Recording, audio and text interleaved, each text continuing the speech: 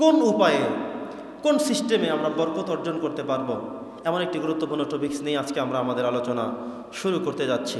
আমাদের অনেকেই অনেক লাগবে এই চিন্তা টেন্ডেন্সি থেকে উনি হারামের মধ্যে হাত দেন, ঘুষ খান, সুদ খান, আইল ঠেলেন, চুরি করেন, ডাকাতি করেন, না বলে নিয়ে যান, জুলুম করেন, অত্যাচার করেন, অবিচার করেন। ওনার মাসে লাগে 20,000 টাকা খরচ। ওনার টেন্ডেন্সি হলো চুরি করে হোক, ডাকাতি করে হোক, সুদ খেয়ে হোক, ঘুষ খেয়ে হোক, টাকা নিতেই হবে, ব্যাংকে জমা রাখতে হবে। আপনি ব্যাংকে জমা রেখে মরে চলে গেলেন, এই হারামগুলোর জন্য আপনাকে সব জবাবদিহি করতে হবে, সব জবাবদিহি করতে হবে। আপনি তো খাইতে পারেন নাই, ওই যে নিছেন, ওই যে ব্যাংকে তো রেখেছেন পরের কথা, আপনি যে নিছেন, এই নেওয়ার কারণে, আরেকজনের উপরে জুলুম করার কারণে আপনাকে ওই শাস্তি ভোগ করতেই হবে। আপনার সন্তানদের কোনো সমস্যা নাই, সন্তানদের জবাব একটাই যে আল্লাহ আব্বা রেখে গেছেন, আমরা ওয়ারিশ হয়েছি, আব্বা সম্পত্তি দেখে গেছেন, এটি আমাদের, আমরা ভোগ করছি। আব্বা ব্যাংকে টাকা রেখে গেছেন, আমরা সেই টাকা ভাগযোগ করে খাইছি, আমাদের দোষ কি? আসলেই তো দোষ নাই। কিন্তু ওই বেচারা কষ্ট করে, ইনকামের পরেও চুরি করে, ডাকাতি করে, সুদ নিয়ে, ঘুষ নিয়ে একত্রিত করে, পুঞ্জীভূত করে ব্যাংকে কতগুলো টাকা রেখে খেতেও পারলেন না, খেতে পারলেন না, ঠিক শাস্তি থেকে মাহরুম হবেন না। দেখবেন, এই জন্য আমাদের উচিত হবে কম আছে, কম পাবো, সেটার মধ্যে বরকত নিহিত আছে। গরু বছরে মাত্র একটা বাচ্চা দেয়। আমাদের সমাজে খুঁজলে দেখবেন, আমাদের সমাজে খোঁজ করলে দেখবেন কয়জন মানুষ গরু পালন করে? শতকরা 10 জনেও পালে না। এটা ইনকোয়ারি করে দেখবেন, শতকরা 10 জন মানুষও গরু পালে না। তারপরেও প্রত্যেক দিন আমাদের মানিকা বাজারে 2টা, 3টা, 4টা, 5টা চলছে।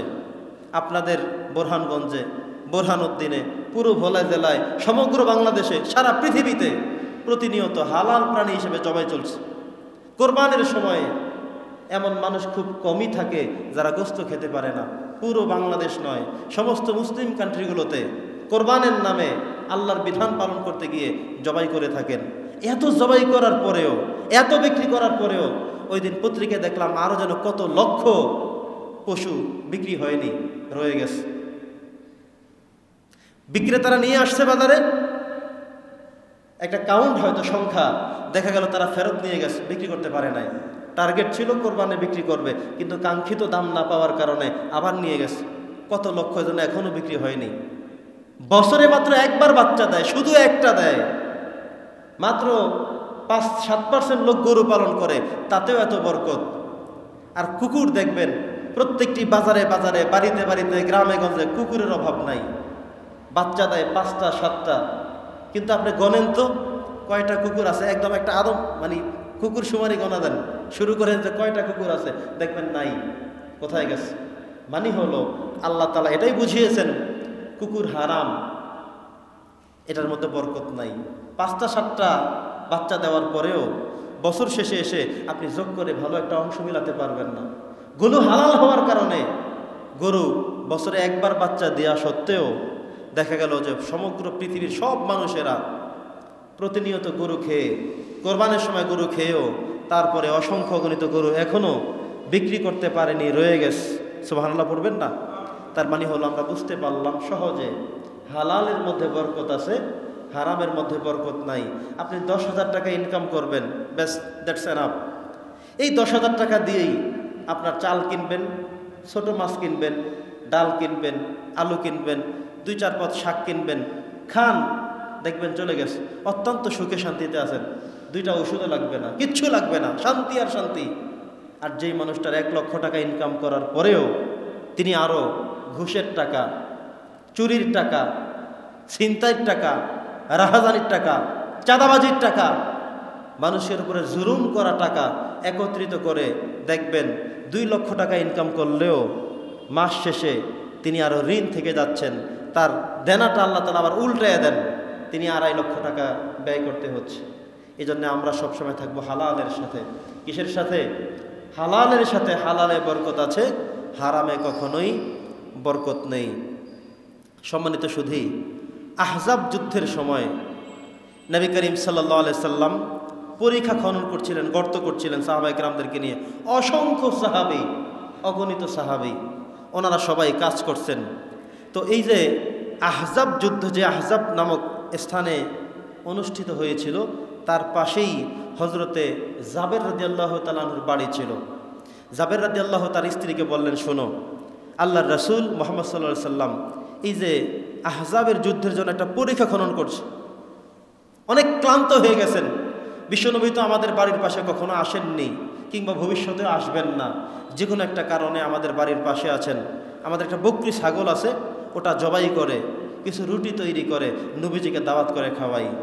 স্ত্রী রাজি হলেন, বকরি জবাই করলেন, ছোট্ট একটা বকরি জবাই করলেন, রুটি তৈরি করলেন। নবীজিকে বললেন, ইয়া রাসূলুল্লাহ, আপনার সাথে করে 5-7 জন নিতে পারবেন, যারা একান্তে আপনার কাছে যে রুটি বানিয়েছি, যতটুকুন গোস্ত আছে এর থেকে বেশি লোকের হবে না, আপনি আমাদের বাড়িতে চলেন। কে বলছেন? হযরত জাবের রাদিয়াল্লাহু তাআলা আনহু। আহজাব যুদ্ধের সময় পরীক্ষা খনন করার সেই ক্ষেত্রে নবীজি এবার সাহাবীদের, এই সাহাবীরা শোনো, সবাই চলো। জাবের রাদিয়াল্লাহু দাওয়াত দিয়েছে, তার বাড়িতে গোস্ত এবং রুটির ব্যবস্থাপনা হয়েছে। খাবার হলো কয়জনের? ধরুন 5-7 জন বলেছে, 10 জন খেতে পারবে।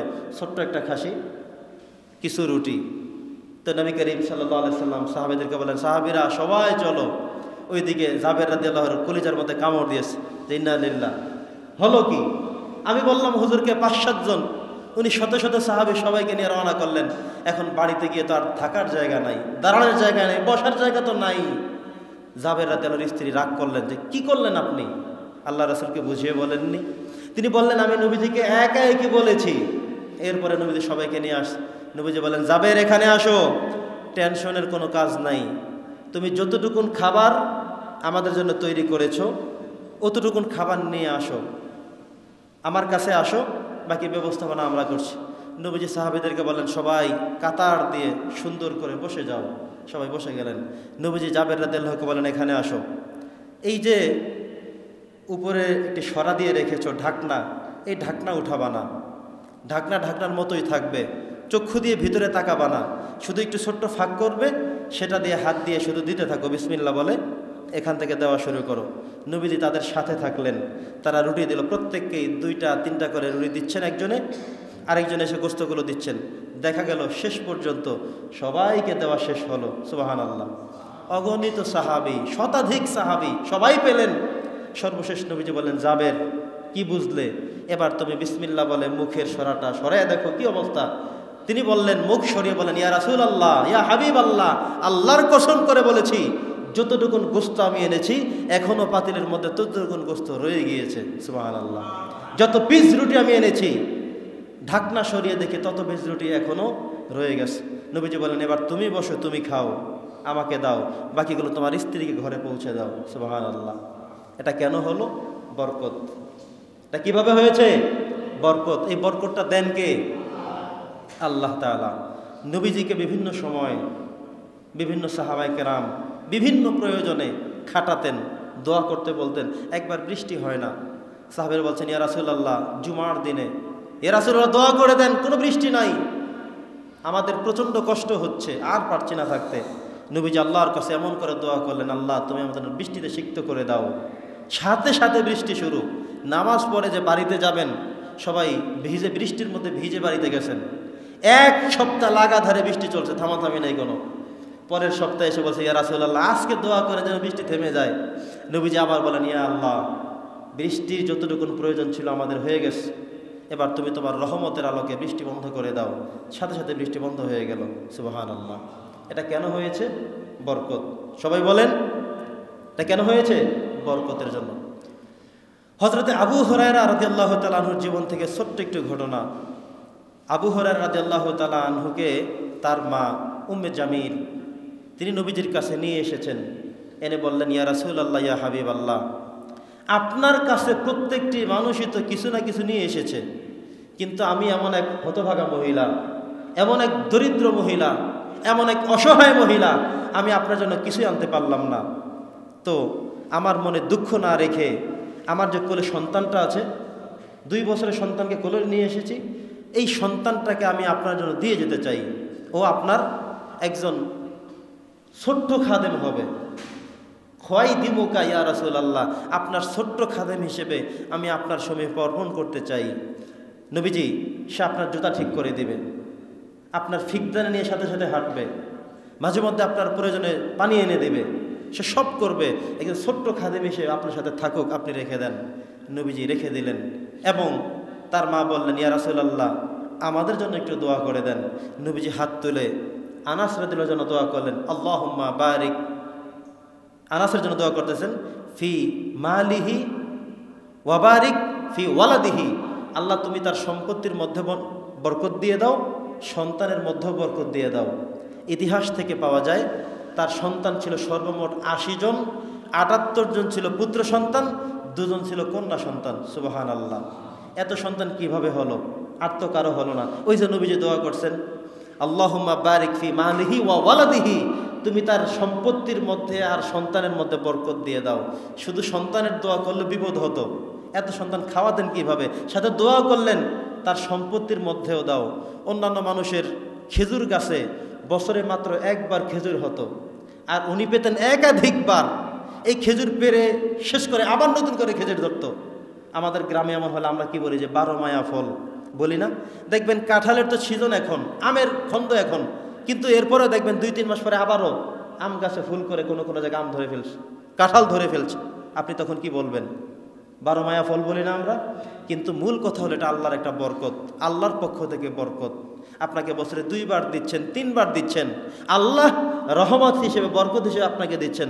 তো আনাস রাদিয়াল্লাহুর জন্য দোয়া করলেন। নবীজি দোয়া করেছেন, আল্লাহ তুমি তার সন্তানও বাড়াই দিবা, সম্পত্তিও বাড়াই দিবা। এমন সম্পদ দিল ওই সন্তানরা খেয়েও শেষ করতে পারে নাই, এমনভাবে দিয়েছেন। সুবহানাল্লাহ। তার মানে হলো আমাদের জীবনেও বরকতটা হলো সবচেয়ে গুরুত্বপূর্ণ বিষয়। আপনি মাসে 10,000 টাকা ইনকাম করলেন, যদি আল্লাহ তাআলা বরকত দিয়েই থাকেন, দেখবেন 10,000 টাকার মধ্যে মাস শেষ এখনো 2 থেকে 3,000 টাকা পকেটে আসে। কিরে 10,000 টাকা ইনকাম করে এখনো 2-3 হাজার টাকা পকেটে আসে। আর বড়লোক মানুষ, ওনার কাছে জীবনেও শুনবেন না যে আমার কিছু একটা আছে। বলবে, আরে তোমরা তো অনেক কিছু দেখো, আমি অমুক ব্যাংকের কাছে ঋণী, অমুক ব্যাংকের কাছে আমি ঋণী, সেখান থেকে লোন পাস করে আমি এই কাজ করেছি। তিনি মাসে 2 লক্ষ টাকা ইনকাম করলেও খরচ করেন 2.5 লক্ষ টাকা, প্রত্যেক মাসে 50,000 করে দেনা। আর 10,000 টাকা ইনকাম করা একজন দরিদ্র মানুষ আপনি, আপনাকে আল্লাহ তাআলা রহমত দিয়ে, শান্তি দিয়ে, বরকত দিয়ে পূর্ণ করে সিক্ত করে রেখেছেন। আপনার এখান থেকে আবার কিছু অবশিষ্ট রাখতে পারছেন। তো দিন শেষে কথা হলো বরকত। কথা কি? বরকত। আমরা কি বরকত চাই নাকি বেশি চাই? সবাই বলতে হবে, আমরা বেশি চাই না, বরকত চাই। আল্লাহ যতটুকুনি দেখ, আমার রিজিক, আমার সামর্থ্য, আমার তৌফিক, আল্লাহ যতটুকুই দেখ, কিন্তু আল্লাহ যেন বরকত দেয় আমাকে। এটাই হলো আমাদের বেশি প্রয়োজন। 50,000 টাকা ইনকাম করেও আপনি সুখে থাকতে পারেন, 2 লক্ষ টাকা ইনকাম করেও আপনার সুখ নাও হতে পারে। ঘরের মধ্যে কোনো কোনো মানুষের দেখবেন ঘরের মধ্যে যেন একটা ফার্মেসি, এক এক বেলায় 3টা 4টা 5টা করে ওষুধ খাওয়া লাগে। ফ্যামিলিতে 5 জন থাকে, 5 জনের 5টা আলাদা বাক্সা থাকে, বাটা থাকে, প্রত্যেকের আলাদা আলাদা ওষুধ। খাবারের আগে, খাবারের পরে, 3 ঘন্টা পরে, 4 ঘন্টা পরে, 6 ঘন্টা পরে, রাত্রে ঘুম থেকে উঠে আবার ওষুধ। আছে কি না এমন? তাহলে এটার মধ্যে তার মানে হলো আল্লাহর রহমত নাই। টাকা আছে অনেক, কিন্তু আল্লাহর রহমত নাই। অনেক সম্পদ আছে, কিন্তু আল্লাহর পক্ষ থেকে বরকতটা আপনার মধ্যে নাই। তো আমরা আজকে কি সিদ্ধান্তে পৌঁছাতে পারি? আমরা আল্লাহর কাছে অনেক কিছু চাই না, কিন্তু বরকত চাই।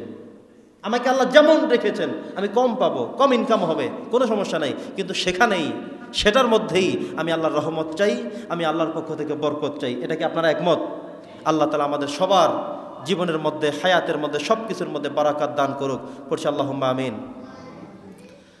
সম্মানিত সুধী, ইমাম নববী দৈনিক তিনি যে ইসলামের বিভিন্ন কিছু আহরণ তিনি করতেন, ওনার জীবনের মধ্যে এসে গুরুত্বপূর্ণ কিছু বিষয় পাওয়া যায়।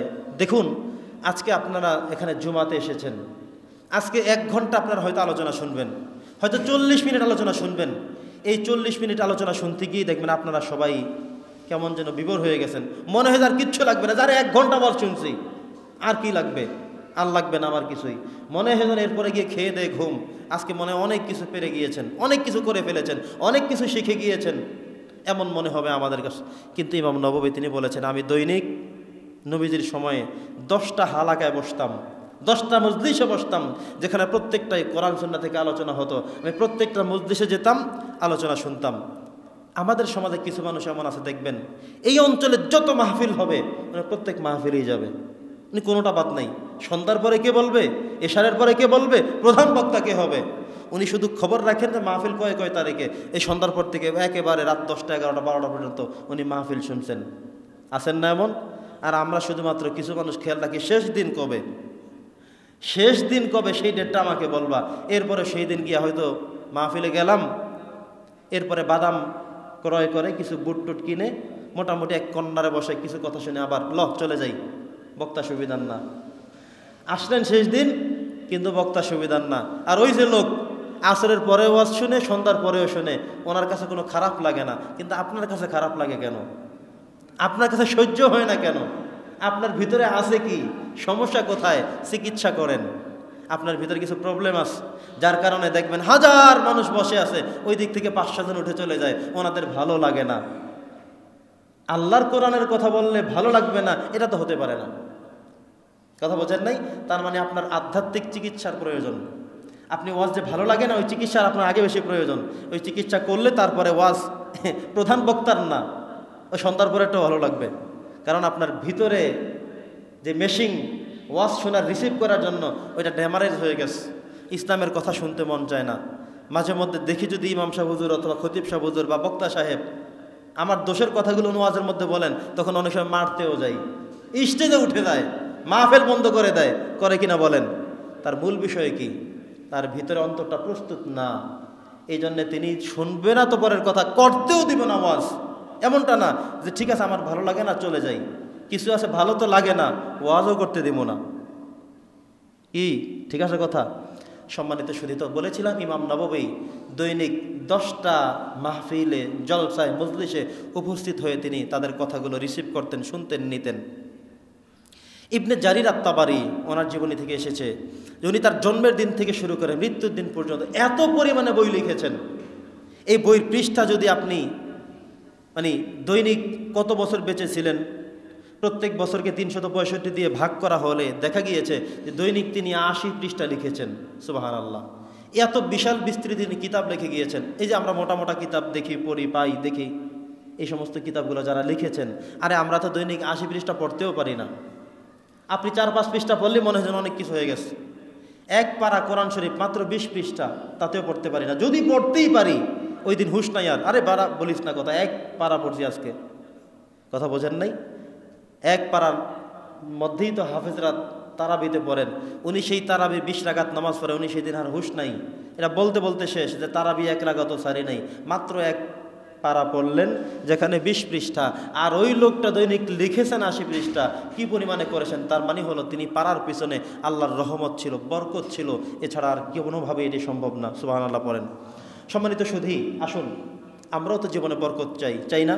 যে হুজুর আমি যে ব্যবসা করি, ব্যবসার মধ্যে বরকত চাই, আমার সন্তানের মধ্যে বরকত চাই, স্ত্রীর মধ্যে বরকত চাই, আমার স্বাস্থ্যের মধ্যে বরকত চাই, সব জায়গায় বরকত চাই। তো বরকত যদি পেতে হয়, আমরা আজকে কোরআন সুন্নাহ গবেষণা করে 14টা বিষয় আপনাদের সামনে উপস্থাপন করব। চেষ্টা করব নির্ধারিত সময় শেষ করতে। নাম্বার 1, আল্লাহর ভয় থাকতে হবে। আল্লাহর থেকে যদি আপনি বরকত পেতে চান, 1 নম্বর কথা হলো আল্লাহকে ভয় করতে হবে। আপনি যদি নিজের প্রত্যেকটি সেক্টরে চলতে গিয়ে, ফিরতে গিয়ে সব সময় আপনি যদি আল্লাহকে ভয় করে চলেন, যেমন আপনি বিক্রি করলেন দোকানে, একটা নষ্ট পচা একটা কাঁচামাল ছিল, সেটা কোনো আম হতে পারে, লিচু হতে পারে, কাপড় চোপড়ের মধ্যে নষ্ট হতে পারে, অথবা আপনি আরও যার যার ব্যবসা অনুযায়ী ডেট ওভার হতে পারে, আপনি আস্তে করে দিয়ে দিলেন। কথা বোঝেন নাই? আস্তে করে আপনি চালিয়ে দিলেন। এই যে আপনি একটা ধোঁকাবাজি করলেন, যে আল্লাহর ভয় আপনার কাছে থাকতো যে আমি নষ্টটা কিভাবে দেই, পচাটা কিভাবে দেই, মেয়াদ উত্তীর্ণটা আমি কিভাবে দেই, চালাতে পারবে না, নিতে পারবে না, খেতে পারবে না, সেটা আমি কি করে বিক্রি করি, এই ভয়টা যদি আল্লাহর ভয় আপনার মধ্যে থাকতো, আপনি এই দুর্নীতি করতে পারতেন না। তার মানে হলো, প্রথম হলো আমাদের আল্লাহর ভয় যদি থাকে তাহলে জীবনে বরকত নেমে আসবে। দ্বিতীয় কথা হলো কোরআনের সাথে আমাদের সম্পর্ক থাকতে হবে। কিসের সাথে বললাম? কোরআনের সাথে। দেখুন, কোরআনের সাথে যেই মানুষের যত বেশি সম্পর্ক, আল্লাহ তাআলা তার জীবনকে তত বেশি বরকতময় করে দেন। তত বেশি বরকতময় করে দেন। আপনি নিজের জীবনকে কোরআনের সাথে যত বেশি মিশ্রিত করবেন, কোরআনের কথা যত বেশি আপনি শুনবেন এবং মানবেন, দেখবেন আপনার জীবনটা ততই বেশি বরকতপূর্ণ হয়ে যাচ্ছে। যত বেশি মানবেন তত বেশি। আপনি কোরআনের থেকে অসংখ্য অগণিত বিষয় আছে, আপনি ধরেন না, একটা একটা করে মানেন। কোরআনের নির্দেশিত বিষয়গুলো আপনি ধরেন, পড়েন, পালন করেন, মানেন, বেশি বেশি অধ্যয়ন করেন, বেশি বেশি পাঠ করেন, এমনিতে পড়েন, অর্থসহ পড়েন, তাফসীর সহ পড়েন। যত বেশি পড়বেন, যত বেশি কোরআনের কাছে আসবেন, দেখবেন আল্লাহ তাআলা আপনাকে অনেক বেশি বরকতময় করে দিবেন, উজালা করে দিবেন জীবনকে। সুবহানাল্লাহ পড়েন। তো কোরআনের সাথে কি আমাদের মিশ্রিত হওয়া যাবে? এমন একটু আপনাদের মধ্যে নিজেরা নিজেদেরকে প্রশ্ন করেন তো, যে রমজান চলে গেল, আজকের এই পর্যন্ত প্রায় 3 মাস রানিং। রমজান চলে যাওয়ার 2 মাস 10 দিন পরে কোরবান হলো, কোরবানের পরে আরও কিছু সময় যাচ্ছে, তার মানে প্রায় 3 মাস শেষের দিকে। একটু নিজের ব্যাপারে নিজে প্রশ্ন করে দেখেন তো, যে এই 3 মাসের মধ্যে কোনো একদিন কোনো এক কারণে কোরআন শরীফ হাতে নিয়েছিলেন, খুলেছিলেন, পড়েছিলেন, অর্থ জেনেছিলেন, তাফসির পড়েছিলেন? দেখেন তো এমন ঘটেছে কি না। আমরা হাজিরা নিতে গেলে দেখা যাবে 5 জনেও হাত তুলতে হয়তো পারবেন না। এটা আমাদের জীবন, লাইফ। অথচ আল্লাহ বলে দিয়েছেন, কোরআনকে যত বন্ধু বানাবে তত তুমি ইজ্জতওয়ালা হয়ে যাবে, তত সম্মানিত হয়ে যাবে, তত বরকতপূর্ণ জীবন গঠন তুমি করতে পারবে। তাহলে আসুন, বরকত আমরা পেতে চাই, কিন্তু কিভাবে যে বরকত আনবো ওইটার মধ্যে আমরা নাই। আমরা বরকত চাই জীবনে, সবাই বরকত চাই, কিন্তু বরকত আনার সিস্টেমটা অ্যাপ্লাই করতে রাজি না। তাহলে আমরা কি কোরআন পড়তে রাজি আছি? পারবো ইনশাল্লাহ? একটু নিজেকেই প্রশ্ন করেন না, যে হারে আল্লাহ তাআলা একটা কোরআন নাজিল করে দিল, আমাদেরকে পড়তে দিল, বুঝতে দিল, আর সেইটা তাকের মধ্যেই রেখে দিলাম, একদিনও পড়লাম না। কেমন মানুষ আমি, কেমন মুসলমান আমি? আপনি এ কোরআনকে একটু হৃদয়ঙ্গম করেন, পড়েন, অধ্যয়ন করেন। এমনি পড়তে পারেন না, পড়ার জন্য চেষ্টা করেন। পড়তে পারেন, অনুবাদ জানেন, অনুবাদ পারেন, তাফসির জানেন, ব্যাখ্যা জানেন, ব্যাখ্যা জানেন, এবার আমল শুরু করেন, বাস্তব জীবনে অ্যাপ্লাই করেন। তো 2 নম্বর বললাম কি, কোরআন অধ্যয়ন করা এবং কোরআনের সাথে নিজেকে সম্পর্কিত করে রাখা। যত বেশি পরিমাণে আমরা কোরআনের সাথে থাকব, তত বেশি ইজ্জতওয়ালা, সম্মানওয়ালা হয়ে যাব। 3 নম্বর হলো, যদি আল্লাহর পক্ষ থেকে বরকত পেতে চাই, তাহলে বেশি বেশি ইস্তেগফার পড়তে হবে। নবী করিম সাল্লাল্লাহু আলাইহি ওয়াসাল্লাম বলেছেন, ইস্তেগফার যিনি পড়বেন, তার জীবনে আল্লাহর পক্ষ থেকে সবচেয়ে বেশি যেটা নামবে সেটা হলো বরকত। ইস্তেগফার আমরা কখন করব? দেখুন, আমরা প্রত্যেকেই গুনাহগার। ইমাম সাহেব নামাজের শেষেই যে কথা বলেন সেটা হলো আস্তাগফিরুল্লাহ। কি পড়েন? নবীজি 3 বার পড়তেন। সালাম ফিরি, আসসালামু আলাইকুম ওয়া রাহমাতুল্লাহ, আসসালামু আলাইকুম ওয়া রাহমাতুল্লাহ, শেষ করে বলেন আল্লাহু আকবার, আস্তাগফিরুল্লাহ, আস্তাগফিরুল্লাহ, আস্তাগফিরুল্লাহ রাব্বি মিন কুল্লি যামবিন ওয়া আতুবু ইলাইহি পড়তেন। এখন ইমাম সাহেব তো এভাবে পড়েন, আপনারা পড়েন কিনা? আপনি তো ইমামের পিছনে যখন ফরজ পড়লেন এভাবে আদায় হলো, সুন্নতের সময় পড়েছেন কিনা? নফলের সময় পড়েছেন কিনা? যখন সুযোগ পাবেন তখনই ইস্তেগফার পড়বেন। ধরুন, আপনি একজনের সাথে একটা কথা বলতে গিয়ে একটু পেঁচিয়ে ঘুরিয়ে ফেললেন, কথাটা মিথ্যাই হয়ে গেল, কিন্তু একটা বিপদে পড়ে বলেই ফেললেন। বলা তো উচিত না, মহাপাপ, সব ঠিক আছে, এরপরেও বলে ফেলছেন, নিজের অজান্তেই বলে ফেলছেন, কাউকে ক্ষমা করে দেওয়ার জন্যই বলে ফেলছেন, কাউকে বাঁচানোর জন্যই বলে ফেলেছেন, নিজে বাঁচার জন্যই বলে ফেলেছেন, কিন্তু সাথে সাথে পড়ে ফেলেন আস্তাগফিরুল্লাহ, আস্তাগফিরুল্লাহ। কেন আমি মিথ্যা কথা বললাম? কেন আমার বলতে হলো? কেন আমাকে মিথ্যা কথা বলতে হলো?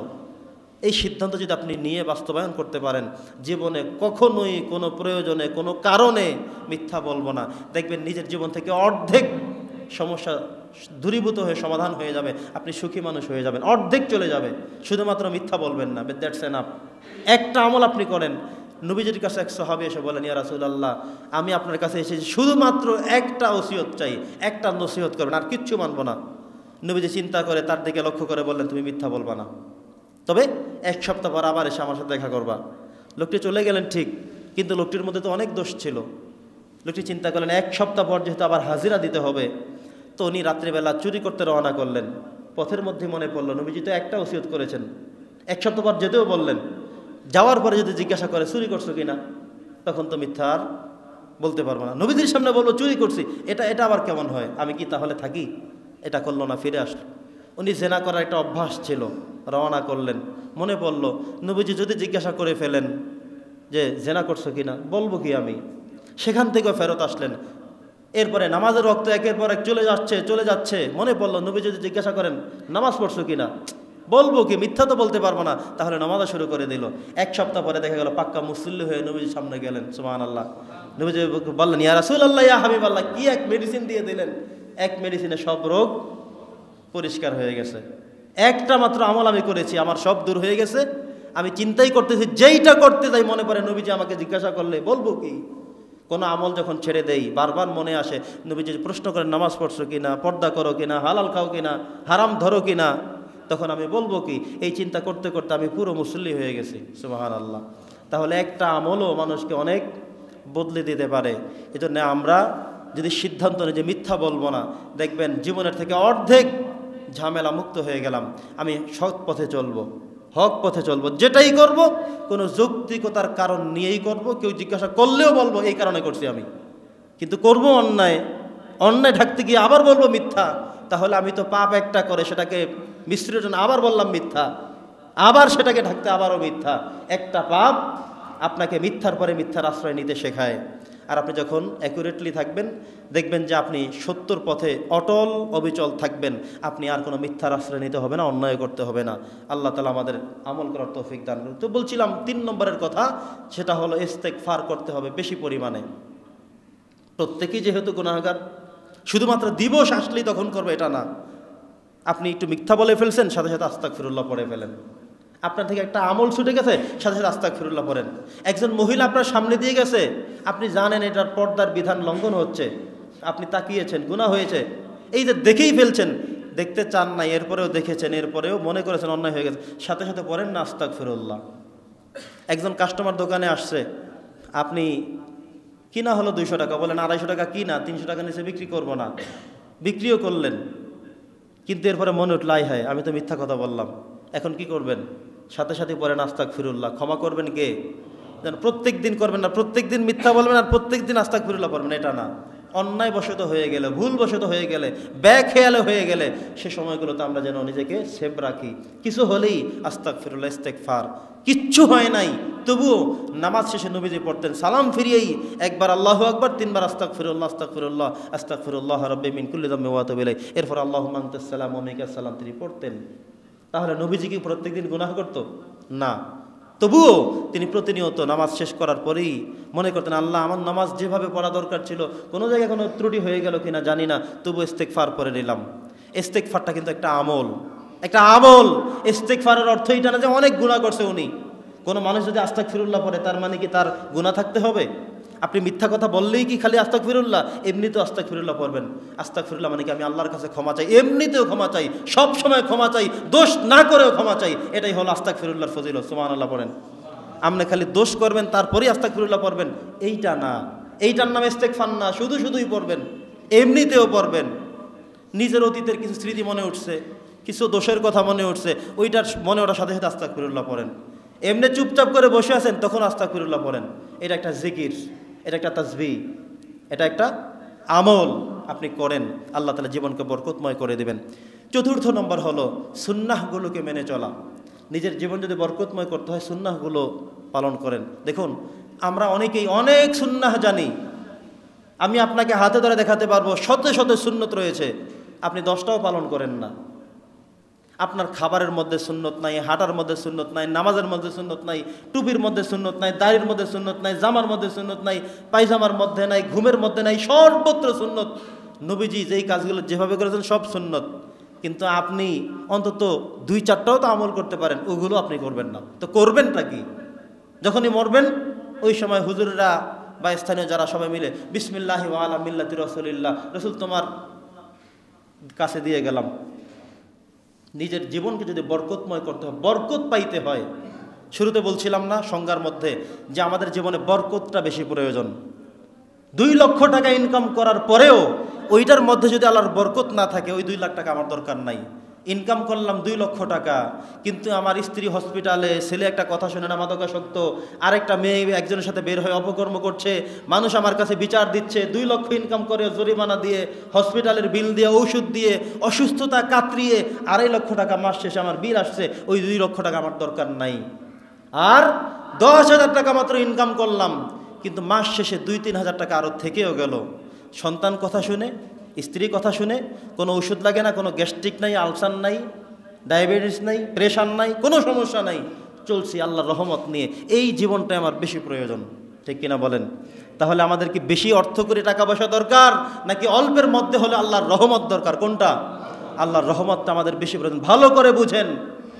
আপনি যদি দেখেন যে আপনি মাসে 30,000 টাকা পান, সব কিছু হয়ে যায়, তা আলহামদুলিল্লাহ।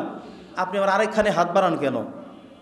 আপনার চুরি করতে হবে, ঘুষ খাইতেই হবে, প্রত্যেকটা চাকরির জন্য প্রত্যেকটা মানুষের থেকে এইটা ওইটা এটা করতেই হবে। কেন করতে হবে? আপনার আছে তো, চলছে তো, আপনি হালাল দিয়ে আল্লাহর রহমত দিয়ে চলতে পারছেন তো, তবুও কেন আপনি অন্য জায়গা থেকে হারাম এনে আবার সেখানে অংশগ্রহণ করাতে হবে কেন? এই সমস্যাগুলো আমরা নিজের মধ্যে তৈরি করে নিচ্ছি। আল্লাহ চাচ্ছেন যে আমাকে অল্পের মধ্যে সিক্ত রাখতে রহমত দিয়ে, আর আমরা আবার সেটাকে আবার নিয়ে বেরহমত পাওয়ার জন্য চুরি করে, ডাকাতি করে, সুদ নিয়ে, ঘুষ নিয়ে আবার একীভূত আমরা করে ফেলছি। সম্মানিত উপস্থিতি, ৫ম নম্বর কথা হলো দান করা। আল্লাহর পক্ষ থেকে যদি রহমত পেতে হয় বেশি বেশি দান করতে হবে। নবীজি বলছেন, ইয়া ইবনে আদম আনফিক, হে বনে আদম তোমরা দান করো। যত বেশি দান করবে আল্লাহ তাআলা তোমাকে তত বেশি দিবেন। দেখবেন কিছু মানুষ এমন আছে যারা দান করতে করতে করতে একটা তাদের পেশা, নেশা হয়ে গেছে। উনি এই মসজিদে দিতে না পারলে ভালো লাগে না, অমুক গরিব হাত পাচ্ছে না দিতে পারলে ভালো লাগে না। অর্থাৎ দানের সাথে উনি নিজেকে এমনভাবে বিশ্বাস করে মানিয়ে নিয়েছে, আল্লাহ তাআলা তাকে অজস্রভাবে দিচ্ছেন।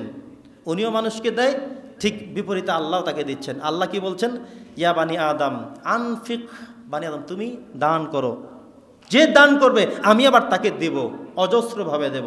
সুবহানাল্লাহ পড়েন, অজস্রভাবে দেব। আল্লাহর কথা কি মিথ্যা হতে পারে? আমরা তো মাঝে মধ্যে মনে করি আছে 20 টাকা, কয় টাকা দেবো, যা দেওয়াই দরকার নাই। গরিব মানুষ আসছে, ভাই মাফ করেন মাফ করেন, আবার আসছে মাফ করেন মাফ করেন, ওই 30 দিনে শুধু মাফ করেন, খুচরা নাই, টাকা নাই, মাফ করে দেন, আবার আইসেন। এভাবে করে করেই তো বিদায় করলাম, এভাবেই তো আমি শেষ করলাম। অথচ কিছু মানুষ অজস্রভাবে দিচ্ছে।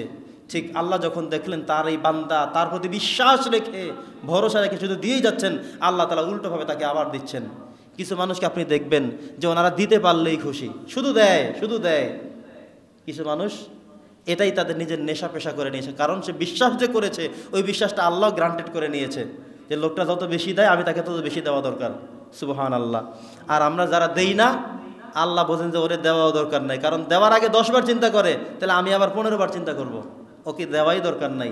যেহেতু দিতে কার্পণ্য করে, ভয় করে, আমার কথা সে বিশ্বাসে নেয় না, ওইটা ওইভাবেই থাকুক।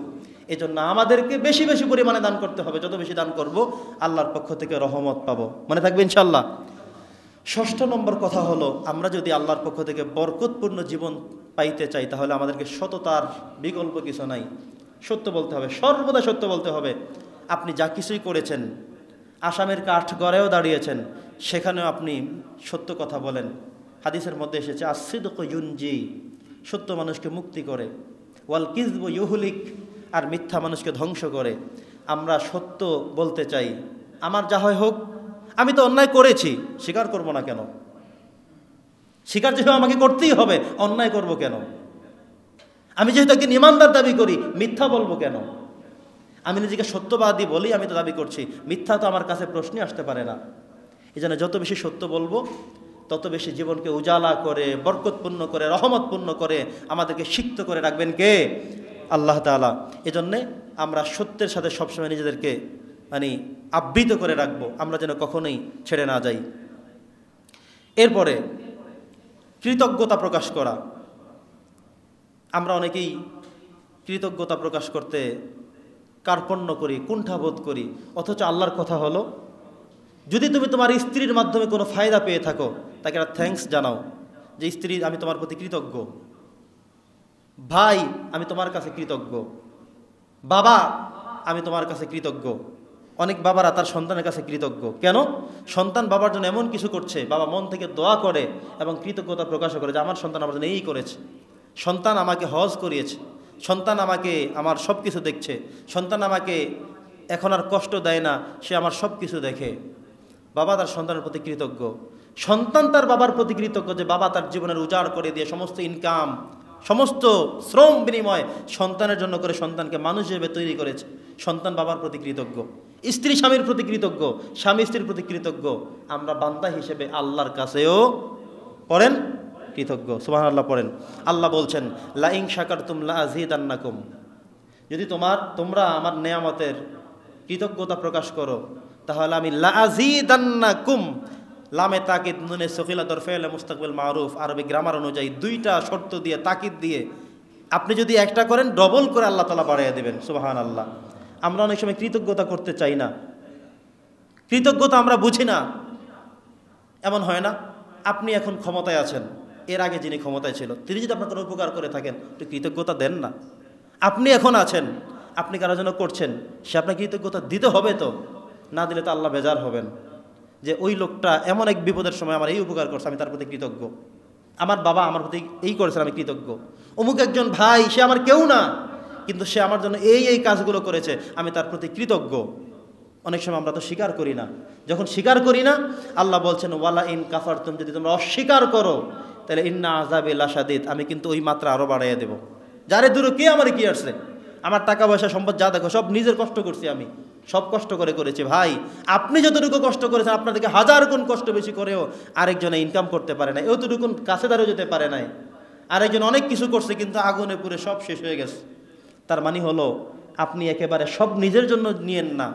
আপনি বলেন যে আমার এই সকল কিছুর পিছনে আমি আল্লাহকে থ্যাঙ্কস জানাই, আল্লাহর প্রতি কৃতজ্ঞ। আল্লাহর রহমত না হলে আমি এত দূর আসতে পারতাম না, এত কিছু আমার হতো না, সব কিছু আল্লাহর রহমত, আমি আল্লাহকে থ্যাঙ্কস জানাই, আল্লাহর কৃতজ্ঞতা প্রকাশ করি। পড়েন আলহামদুলিল্লাহ। কথা বোঝেন নাই? আপনাকে দুটো চক্ষু আল্লাহ দিয়েছেন, স্পষ্ট সব দেখেন। 50 বছর চলে এখনও চশমা লাগে না, 60 বছর চলছে কোনো চশমা ছাড়াই সব পড়তে পারেন, দেখেন। আর আরেকজন মানুষ জন্ম থেকে অন্ধ, তাকে দেখেও কি আপনার মনে হয় না যে কারিশমাটা শুধু আল্লাহর? আমাকে দৃষ্টিশক্তি দিয়েছেন তো তাকে দেননি, তখনই তো আপনার আলহামদুলিল্লাহ একবার না 100 বার বললেও কি চোখের শুকরিয়া হবে না? আরেকজন ভাই তো আছে আপনার পরিচিত, প্যারালাইজড, এক হাত নাড়তেই পারে না, আর আপনি দোনো হাত দিয়ে দৈনিক সব কাজ করতে পারছেন। আপনি কি শুকরিয়া আদায় করতে মন চায় না? আপনি 2 পা দিয়ে হাঁটতে পারছেন, এমন মানুষ দেখেন 1 পাও নাই, জন্ম থেকেই পা নেই। অনলাইনের মাধ্যমে দেখলাম একজন আছে মিরাজ আফ্রিদি নামে, 2 হাতের একটাও নাই, সৃষ্টিগতভাবেই নাই, এ দোনো হাত মোছা। আরেকজন আছে অসহায়ের বন্ধু, তাও হাত নাই, সব আছে। আরেকজন আছে তার হাত 2টাও নাই, পাও 2টাও নাই, এই পায়ের 2টা এখান থেকে কাটা, হাত 2টা এখান থেকে কাটা, নাই। তো এখন এমন একটা মানুষের দিকে ওরা অন্যের সহযোগিতা ছাড়া কিচ্ছু করতে পারে না, খাইতে পারে না, চলতে পারে না, প্যান্ট বলেন, পাজামা বলেন, লুঙ্গি বলেন, জামা গায়ে দেওয়া বলেন, কি পারে সে? টয়লেট করতে গিয়েও সে অসহায়, সব জায়গায় অসহায়। এমন একটা মানুষ দেখলেও তো আপনি সাথে সাথে একবার না অন্তত 10 বার পড়েন আলহামদুলিল্লাহ, আল্লাহ তুমি আমাকে অনেক ভালো রেখেছো। একজন মানুষ দিব্যি ভালো, একসাথে চলাফেরা করছেন, হঠাৎ করে শোনেন তার কিডনির দোনোটা ড্যামেজ হয়ে গেছে, অথচ একসাথেই তো একই ঘরে থেকেছেন, একসাথে সব খাইলেন, কি এমন সে খাইলো যে তার কিডনি দোনোটাই শেষ আর আপনি পুরো সুস্থ? কথা বোঝেন নাই? হয় না এমন? এভাবে প্রতিনিয়তই তো চলছে। তো এগুলো দেখেন, কৃতজ্ঞতা প্রকাশ করেন, শুকরিয়া আদায় করেন, আল্লাহ খুশি হবে। আল্লাহ বলছেন লা ইন শাকারতুম লা আযীদান্নাকুম, যদি শুকরিয়া আদায় করো আমি বাড়াইয়া দেব। ঠিক আল্লাহর প্রতি যেমন কৃতজ্ঞতা, মানুষও আমাদের অনেক সময় অনেক কিছু করে। কারো উসিলায় চাকরিটা পাইছেন, কারো উসিলায় আপনার কিছু মামলা হতো কিন্তু হয়নি, আরেকজন সাক্ষী দেওয়ার কারণে বেঁচে গিয়েছেন, আরেকজনের কারণে আপনার এইটা হয়েছে ওইটা হয়েছে, এমন হয়তো স্ত্রীর কারণে কিছু হয়, সন্তানের কারণে কিছু হয়, বাবা মার কারণে কিছু হয়, বন্ধু বান্ধবের কারণে কিছু হয়, রাজনীতির কারণে কিছু হয়। সব মিলে যার দ্বারা যেটা হলো তাকে একটা থ্যাঙ্কস দেন, শুকরিয়া জ্ঞাপন করেন যে ভাই আমি তোমার কাছে ঋণী, তোমার কাছে আমি কৃতজ্ঞ, আজীবন দোয়া করি। ব্যাস, সেই লোকটা মন থেকে খুশি হলো। আল্লাহ বললেন যে তুমি কৃতজ্ঞতা প্রকাশ করেছো, আমি তোমার জন্য আরও নেয়ামতের মাত্রা বাড়াইয়া দেব। সুবহানাল্লাহ। এরপরে হলো আত্মীয়তার সম্পর্ক বজায় রাখা। নবীজি বলছেন কোনো মানুষ যদি তার আত্মীয়, রক্তের আত্মীয়, ব্লাড কানেকশন এমন কারোর সাথে যদি ঝগড়া বিবাদ করে, সম্পর্ক ছেদ করে দেয়, যাওয়া আসা বন্ধ, কথাবার্তা বন্ধ, খোঁজখবর নেওয়া বন্ধ, এমন যদি হয়, তার কোনো আমল আল্লাহর কাছে কবুল হবে না, সব হ্যাঙ্গিং হয়ে থাকবে আসমানের সাথে।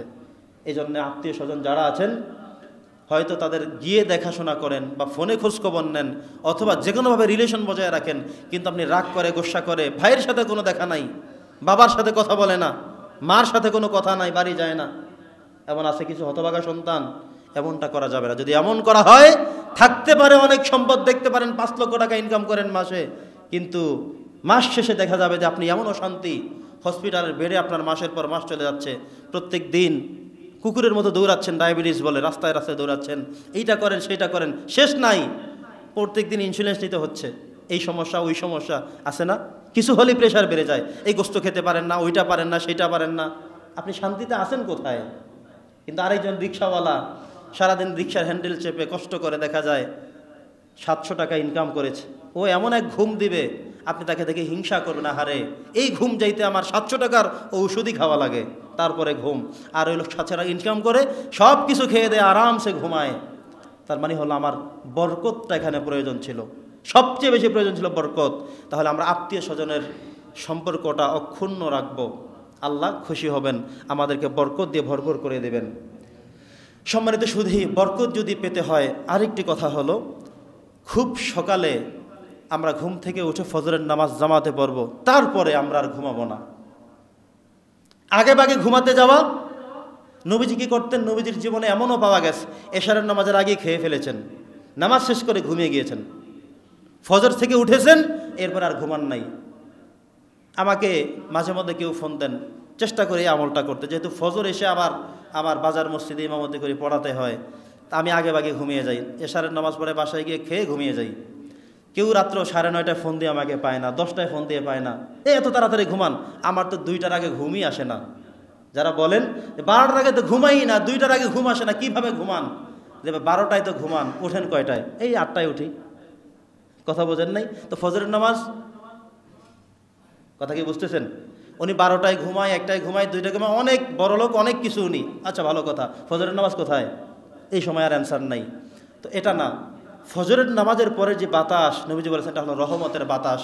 কারণ ফজরের নামাজ পড়তে মুসল্লিরাই ওঠে, তারা আসা যাওয়া করে, তাদের ঘ্রাণ, তাদের অক্সিজেন ছাড়া, নাইট্রোজেন এটা যে ছাড়া গ্রহণ করা, এটার মধ্যে পুরো আকাশ বাতাস মুখরিত হয় নামাজি বান্দাদের। এই সময় আল্লাহর রহমত বিরাজমান করতে থাকে পুরো পৃথিবীতে, পুরো জমিনে। এই সময়টা আমাদেরকে হাঁটতে বলা হয়েছে। এই সময়টা যদি আপনি একটু পড়তে বসেন, আপনার ছেলেমেয়েকে পড়তে বসিয়ে দেন, সারা রাত ঘুম যাওয়ার পরে একটি শান্তশিষ্ট মন নিয়ে একবার এক নজর দেওয়া মাত্র মুখস্থ হয়ে যাবে। কারণ এই সময়টা সে দীর্ঘ সময় তার ব্রেনকে মোটামুটি বিশ্রাম দিয়েছিল। এই জন্য দেখবেন যারা হাফিজি মাদ্রাসায় পড়ে, হাফেজ যারা, ওদেরকে ভোর রাতে উঠিয়ে দেয়, এসা পরের ঘুমিয়ে দেয়, ভোর রাত্রে উঠে পড়া শুরু। ওই সময়টা একেবারে নিরিবিলি থাকে, চমৎকারভাবে মুখস্থ করতে পারে। আমরা কি করি? আমরা রাত্রে ঘুমাই 12টায়, 1টায়, 2টায়, উঠি 8টায়, 9টায়, 10টা, আবার বলি আমি 10টাকে তো উঠিই না। কি বলেন না বলেন, 7টা মিটিং, এটা হইতে পারে নাকি? আজকে সকালে একটা মিটিং শেষ করছি, আবার শেষ হয়নি, আগামীকালকে আবার সকাল 6টায় মিটিং দেওয়া হয়েছে। তো উনি বললেন যে আমি তো 7টা 8টার আগে উঠিই না, একজন ছিল সেখানে। তো যাই হোক, আর বেশি ভেঙে ফেললে বুঝবেন, বলা যাবে না। তো সকালবেলা আমাদের ঘুমানো যাবে না, তাহলে আল্লাহর রহমত থেকে বঞ্চিত হতে হবে। এর পরবর্তী কথা, এটা বললে তো সবাই খুশি হবেন, সেটা হলো বিয়ে করা। এটার মধ্যে আল্লাহর রহমত আছে। নবী করিম সাল্লাল্লাহু আলাইহি ওয়াসাল্লাম বয়স হয়ে যাওয়ার পরে অতি দ্রুত মেয়েকে বিয়ে দিয়ে দেওয়া, ছেলেকে বিয়ে করানো, এই ব্যাপারে খুব উৎসাহ করতেন। সাহাবীদের মধ্যে একটু বড় হয়েছে, বুঝের হয়েছে, তিনি মনে করতেন উপযুক্ত হয়েছে বিবাহের, তিনি দেখতেন কার মেয়ে আছে, তিনি বিয়ের ব্যবস্থা করিয়ে দিতেন। সুবহানাল্লাহ। একজন মানুষ যতক্ষণ ব্যাচেলর থাকে ততক্ষণ তার মাথায় আজে বাজে চিন্তা থাকে। বিয়ে করার পরে এটা দায়িত্বশীল হয়ে যায় যে আজকে থেকে শুধু আমি একা না, যখন তোমার 2 পাও যেথায় ইচ্ছা সেথায় যাও, যখন তোমার 4 পাও কি বলে খাবার খোরাক দিয়ে যাও, যখন তোমার 6 পাও বাবা তুমি কোথায় যাও। তো এই যখন 4 পা হয়ে যাবে, স্ত্রী হয়ে যাবে, তখন টেন্ডেন্সি থাকে আহারে আমি নিজে এতদিন চলতে কষ্ট হয়েছে, এখন আমার নিজেকেও চলতে হবে, স্ত্রীর জন্য কিছু একটা করতে হবে। দায়িত্ববোধ তার বেড়ে যায়। সন্তান হয়ে গেলে দায়িত্ব আরও বেড়ে যায়, সন্তান এটা লাগবে ওইটা লাগবে, দায়িত্ববোধ বেড়ে যায়। এক, দ্বিতীয়ত অন্যায় থেকে, জেনা থেকে, ব্যভিচার থেকে, আরেকজনের মেয়ের দিকে তাকানো থেকে ফিরে আসতে সক্ষম হয়ে যায়। এদের নবীজি উৎসাহ করতেন সাহাবীদের মধ্যে। আমাদের অনেকে এমন আছে, হুজুর এখনও অনার্স শেষ হয় নাই, হুজুর আমার মেয়েটা ডিগ্রি 3rd ইয়ারে পড়তেছে, আছে ঢাকাতে আছে, থাকে বাসা ভাড়া নিয়ে থাকে, মেসে থাকে, এই সেই থাকে। ভালো কথা, আপনি তার জবাব পরকালেটা আপনিও দিতে হবে। তাকে শুধুমাত্র পড়ালেন, এই ভাগে যত অপরাধ করবে সেই ভাগিদার আপনিও হতে হবে। এরপরে ছেলে বড় হলো, এখন কোনো মেয়েই তার পছন্দ হয় না, বছরের পর বছর, মাসের পর মাস যাচ্ছে, ওদের পছন্দ মতো পাই না। এই জন্য ছেলেটা এইভাবে কষ্ট করছে, ওইদিকে অপকর্ম করছে, আরেকজনের সাথে কথা বলছে, চ্যাটিং করছে। এই সমস্ত গুনার ভাগিদার আপনাকেও হতে হবে। কথা কি বুঝছেন? তাহলে আল্লাহর পক্ষ থেকে রহমত পেতে হলে যত দ্রুত সম্ভব বিয়ের ব্যবস্থা করলেই এরপরে আল্লাহ তাআলা নিজে দায়িত্ব দিয়ে নেন। আল্লাহ নবীজি বলছেন যে ফাকাদ ইস্তাকমালাল ঈমান, বিয়ে করার মধ্য দিয়ে ঈমানটাও পূর্ণ হয়ে যায়। অবিবাহিত লোক ইমামতিতে নেওয়া জায়েজ নেই, একটা মাসালা আছে কিন্তু, জানেন আপনারা কারণ কি? তবে এটা হলো 8 নম্বর শর্ত। প্রথম হলো যার কেরাত বেশি সহি তিনি হবেন ইমাম। দ্বিতীয় হলো যিনি মাসাইল ভালো জানেন তিনি। এইভাবে আস্তে আস্তে একটা সিরিয়াল হলো। অবিবাহিত যদি হয় তাহলে তাকে দিয়ে সমস্যা, কারণ বিয়ে নাই, বউ নাই, হুজুর নামাজ পড়তে দাঁড়ায় কোন চিন্তা করে, বাহির আবার কার দিকে তাকায়, আছে কি না কথা? তো কেন বলা হলো? এই কারণেই বলা হয়েছে। নবীজি বলছেন ফাকাদ ইস্তাকমালাল ঈমান, বিয়ে করার মধ্য দিয়ে ঈমানটা পূর্ণতা পায়। এই জন্য সন্তান ছেলে মেয়ে উপযুক্ত হয়ে গেলে যত দ্রুত সম্ভব বিয়ের ব্যবস্থা করাবেন। আরে আপনার 2টা ছেলে, আপনার 3টা ছেলে, বিয়ে করান না। পুত্রবধূ আসলো, আপনার স্ত্রীর কাজে হেল্প হলো, ওইদিকে নাতিপুতি হলো, আল্লাহর রহমত বর্ষিত হলো, সমস্যা কোথায়? আমরা অনেক সমস্যা মনে করি। এরপরে হলো আর 2টা, তারপরে শেষ হয়ে যাবে। সালাম বিনিময় করা। দেখেন সালামের মধ্যে বরকত কথাটা আছে। নবীজি বলছেন আসসালামু আলাইকুম ওয়া রাহমাতুল্লাহি ওয়া বারাকাতুহু। বারাকাতুহু মানে কি? আল্লাহ তোমার পক্ষ থেকে শান্তি, রহমত এবং বরকত দাও। তো যত বেশি সালাম দিবেন তত বেশি বরকত হবে। আমরা যদি মনে করি আমার জীবনে আরও কিছু বরকত লাগবে, তাইলে আপনি খামোখা আরেকজনকে সালাম দিবেন, আসসালামু আলাইকুম। যখনই আপনি আসসালামু আলাইকুম বলে দেবেন, উনি আবার আপনার জন্য বলবো ওয়ালাইকুম আসসালাম ওয়া রাহমাতুল্লাহি ওয়া বারাকাতুহু। কথা বোঝেন নাই? আপনার শান্তি দরকার, আপনার রহমত দরকার, আপনার বরকত দরকার। কি করবেন? বলবেন যে তুমি আমার সালাম দাও না, আপনি বেশি সালাম দেন। আফশুস সালামা বাইনাকুম, আপনি বেশি বেশি সালাম দেন, মানে সালাম দিলেই তো আবার তিনি রিপিট করবেন, অ্যান্সার দিবেন, জবাব দিবেন, দোয়া আসবে। যেন বেশি বেশি সালাম দিলে আল্লাহর রহমত চলে আসবে। আমরা কিছু এমন আছি, আরে আমি কি বয়স কম নাকি আমার, আমি ওর থেকে সিনিয়র, আমি অমুক চাকরি করি, আমি অমুক পদে আছি, এই সমস্ত চিন্তা করতে করতে করতে করতে সালামই আর হয় না। কথা বোঝেন নাই? এই সমস্ত চিন্তা ছাড়াই নবীজি সবাইকে সালাম দিতেন। ছোট ছেলেদেরকে দিতেন, মহিলাদেরকে দিতেন, মা বোনদেরকে দিতেন, স্ত্রীকে দিতেন, তার মেয়েকে দিয়েছেন। অসংখ্য প্রমাণ রয়েছে, নজির রয়েছে। বেশি বেশি সালাম দিতে হবে। সর্বশেষ হলো দোয়া করা। দোয়ার বিকল্প কিচ্ছু হতে পারে না। যত বেশি দোয়া করবেন যে আল্লাহ আমি অসুস্থতার মধ্যে আছি, বিপদের মধ্যে, যে আল্লাহ তুমি আমাকে রহম করো, আমার প্রতি দয়া করো, আমাকে তুমি মাফ করো। যত বেশি দোয়া করবেন তত বেশি রহমত দিয়ে সিক্ত করবেন কে? আল্লাহ তাআলা। তো এই গুরুত্বপূর্ণ কতগুলো বিষয় শুনলাম।